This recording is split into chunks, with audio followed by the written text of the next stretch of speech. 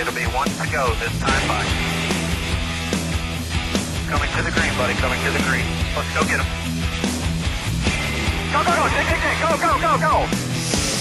Get your motor running. Head out on the highway.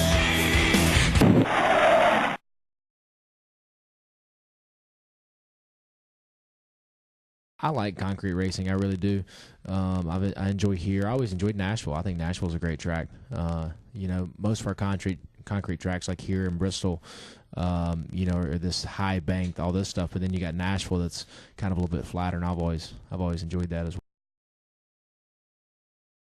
Why is he still doing so good at that age? I think it has less to do with his age and more to do with the fact that he is still really hungry.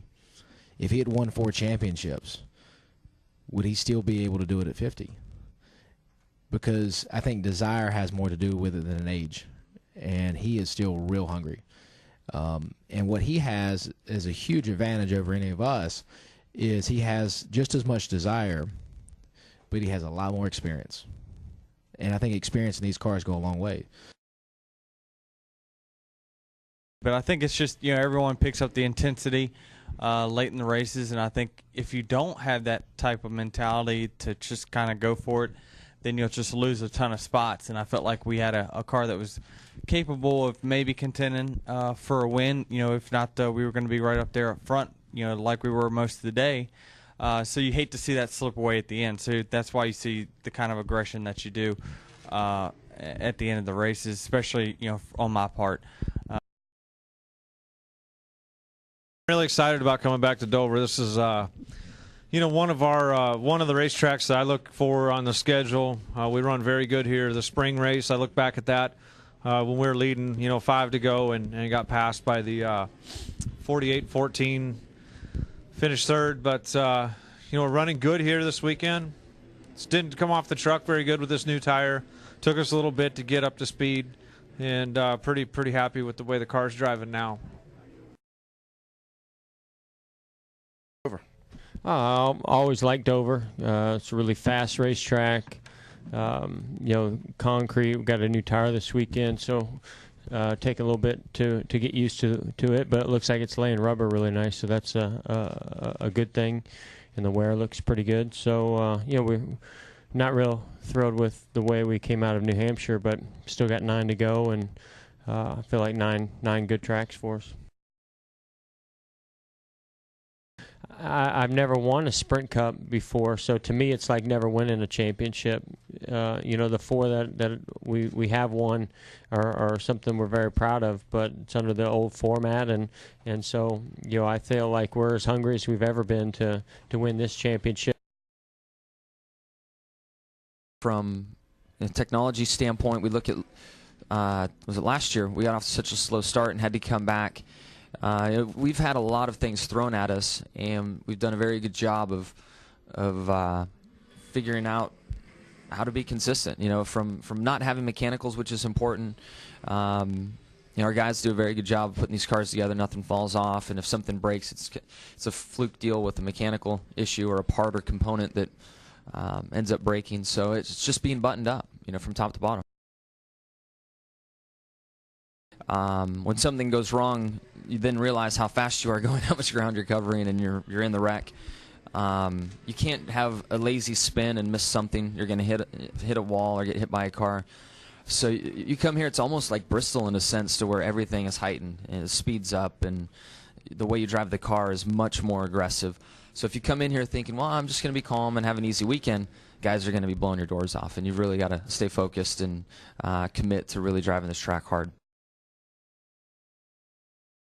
The morale on the team is really good right now. It's been good all year, to be honest. It hasn't really changed because we run good. You know, we ran good in Atlanta before the chase as well. So everybody's happy. You know, we're having fun. We're pushing ourselves, and we're trying to do the best we can, and it seems to be working so far. So I can't complain about that.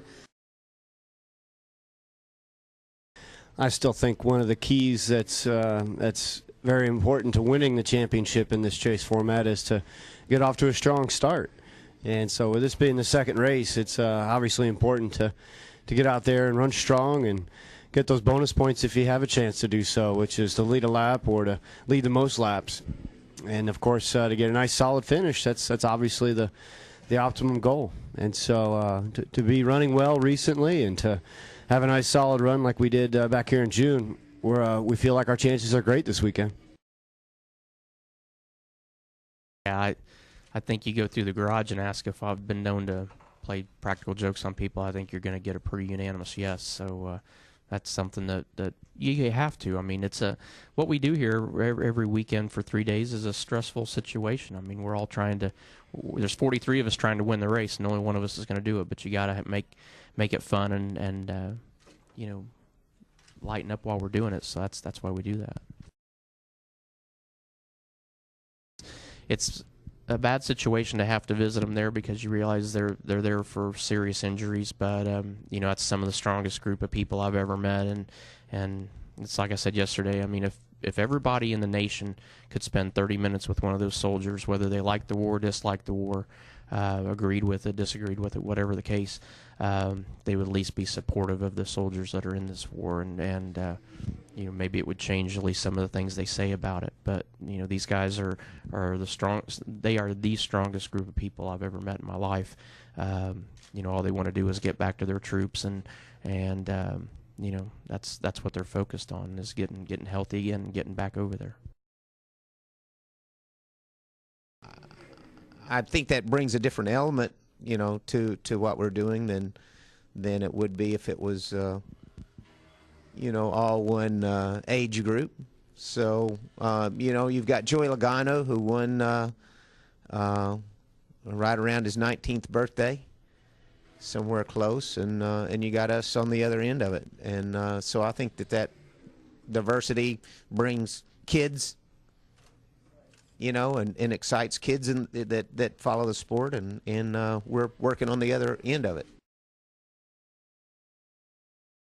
I just do the best I can, you know, and so what I thought I would do is drive a fast race car and hopefully have a chance to win a race, and I said, then, you know, after that we'll work on 2, and after 2 we'll work on 3, and now we're going to work on 6. But to set out and say that we were going to win 6 before the season started and only win 5 and be disappointed because we won 5 would be, to me, it'd be idiotic. You know, I just don't do it that way.